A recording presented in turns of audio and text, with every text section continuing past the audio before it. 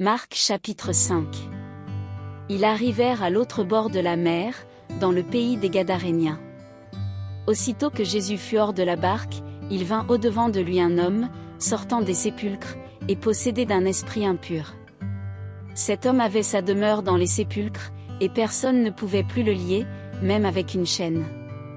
Car souvent il avait eu les fers aux pieds et avait été lié de chaînes, mais il avait rompu les chaînes et brisé les fers, et personne n'avait la force de le dompter.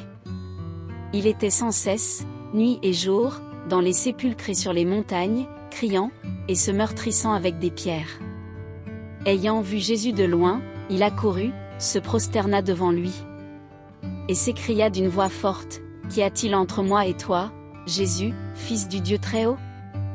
Je t'en conjure au nom de Dieu, ne me tourmente pas. » Car Jésus lui disait, « Sors de cet homme, esprit impur. » Et, il lui demanda, « Quel est ton nom? » « Légion est mon nom, lui répondit-il, car nous sommes plusieurs. » Et il le priait instamment de ne pas les envoyer hors du pays.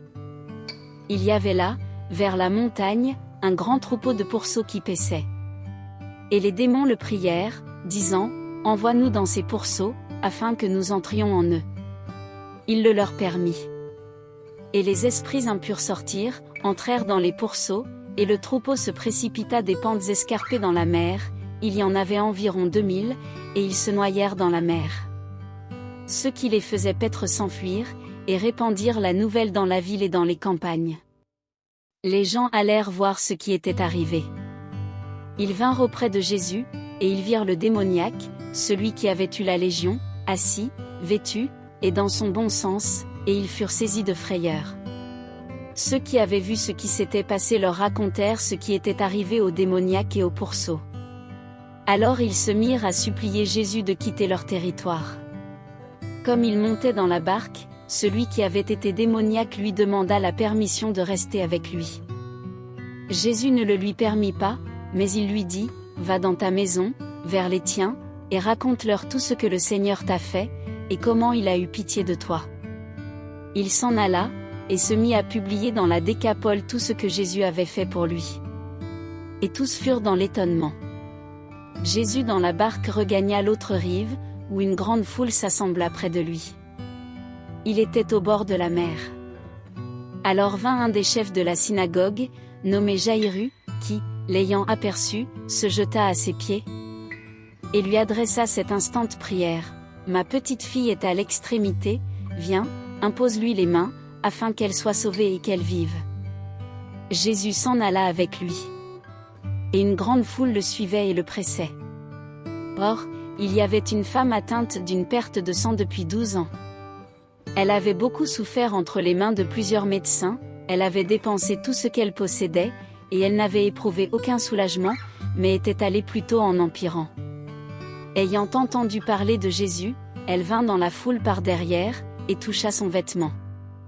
Car elle disait, « Si je puis seulement toucher ses vêtements, je serai guérie. » Au même instant la perte de sang s'arrêta, et elle sentit dans son corps qu'elle était guérie de son mal.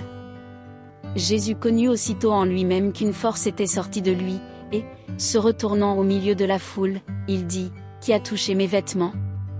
Ses disciples lui dirent, « Tu vois la foule qui te presse, et tu dis, Qui m'a touché ?» Et il regardait autour de lui, pour voir celle qui avait fait cela.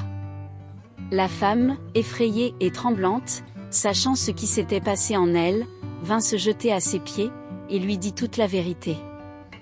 Mais Jésus lui dit, « Ma fille, ta foi t'a sauvée, va en paix, et sois guérie de ton mal. » Comme il parlait encore, survinrent de chez le chef de la synagogue des gens qui dirent, « Ta fille est morte, pourquoi importuner davantage le maître ?»